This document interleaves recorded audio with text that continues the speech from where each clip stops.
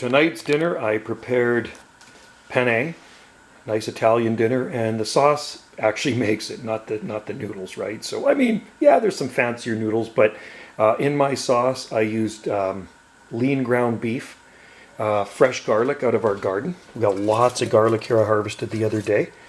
So we got garlic in there. We have golden zucchini, green zucchini, leeks, onions, sun-dried tomatoes, and mushrooms, and lots of fresh basil because we grow lots of basil, so lots of fresh basil. And I put lots of oregano in there too, and a pinch of salt, Himalayan salt in the water. A little bit of steak spice I actually throw into the sauce, and tiny bit, and a tiny little bit of white wine. I cook it in, so it's going to taste pretty good. It sure smells good. So that's what dinner is tonight.